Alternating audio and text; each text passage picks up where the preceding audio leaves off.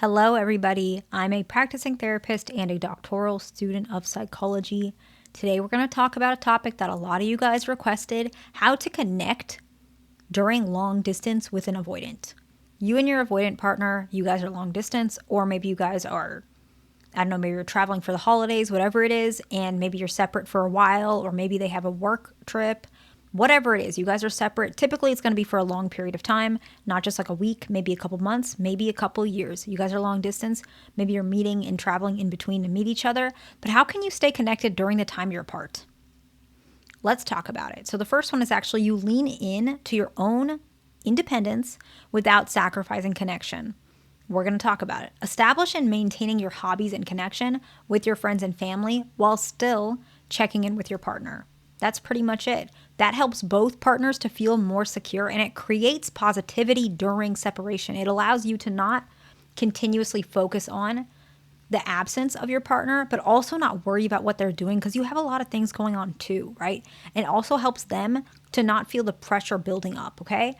In the sense, maybe you're feeling a little upset about the separation, whatever it may be. And anxious, preoccupied individuals actually struggle a lot with long distance, because a lot of times they need to see their partner a little bit more continuously to make sure that everything's okay. And I think that's actually not a completely unhealthy thing as long as it's balanced. I think seeing each other more regularly can help that.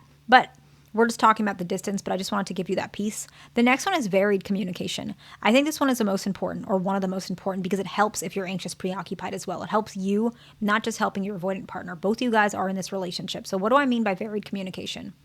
Text messages, phone calls, video chats, voice notes, communicating maybe through like Instagram, and like different ways to communicate as well. Sending each other videos, having conversations on the phone, talking things out, like sending the little voice notes, texting, whatever it may be, communicating in a lot of different ways so that you can have that rich connection.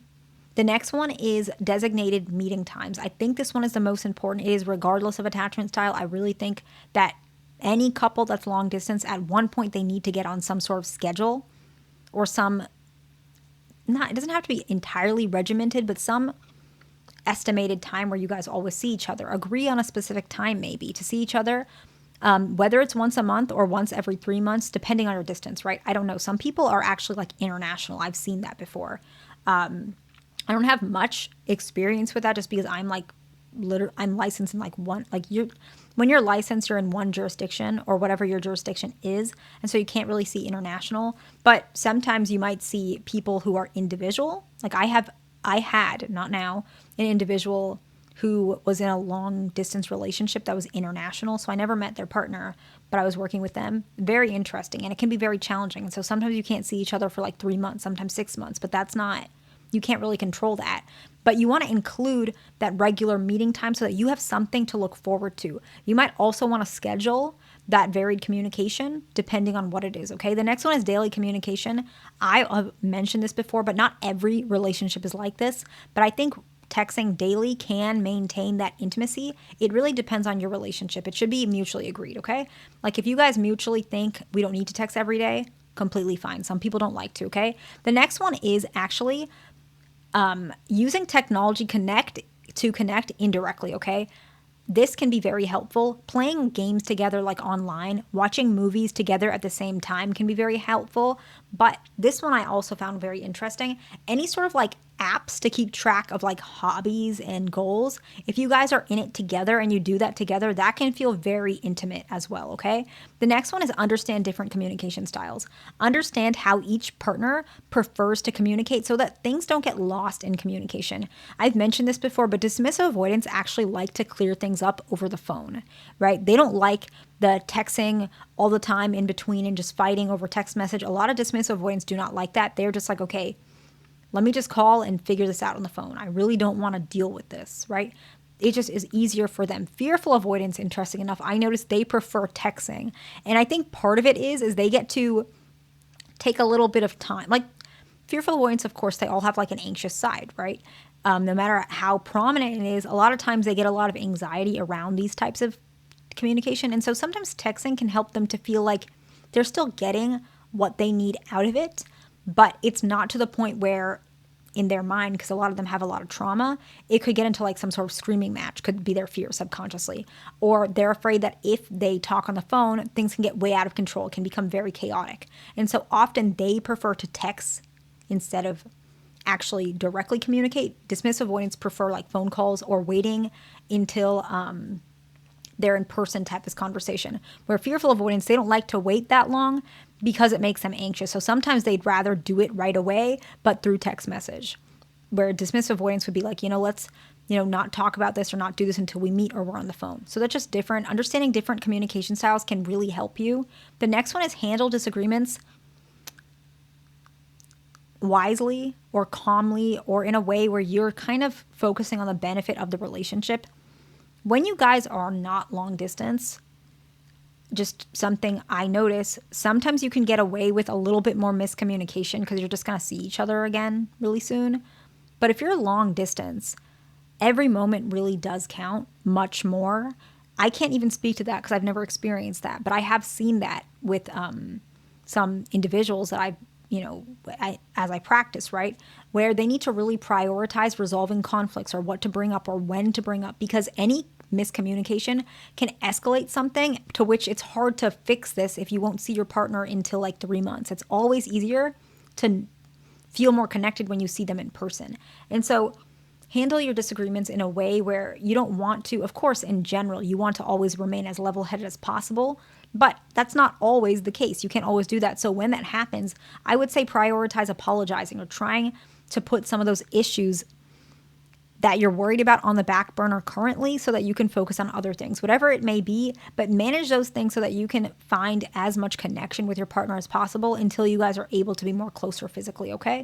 The next one is you want to have some way of avoiding negativity if possible. Not all the time is it possible during visits, okay? Try to, as much as you can, keep most of your visits positive. You can still set a time, moments to discuss, but you want to discuss important matters probably in a more timely way to prevent that resentment, but also allow both you and your partner, especially because avoidance, they feel more safer when it's more positive. It will actually help them to remain engaged in the relationship if it's much more positive than negative, okay? The next one is you want to create shared memories. You want to engage in activities together that build positive memories, to which can actually create whatever amount of time you have limited. It can stretch that to some extent because you guys are thinking about that beautiful moment even when you're separate. It can really help connect. And this can actually help intimacy in the bedroom for avoidance, particularly dismissive avoidance. Sometimes changing the scenery up, actually anybody, but especially dismissive avoidance. If you guys go to a hotel together, you guys go on a trip, maybe it doesn't even have to be that big of a deal. You could do like a little thing in your backyard. It actually helps that physical intimacy desire show up because they are able to see you from various different variables, which I've talked about on this channel before. It really helps avoidance to feel more comfortable. Creating those shared memories is part of that, okay? And the last one is share your feelings gradually while still being calm about it. Trying to explain it.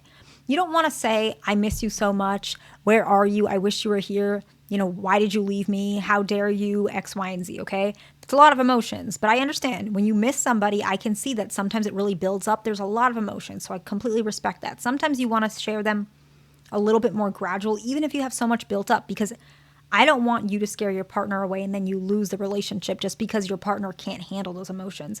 You can still share them. Just take a little bit more time to express it. I'm glad that we got to see each other. It's been so long.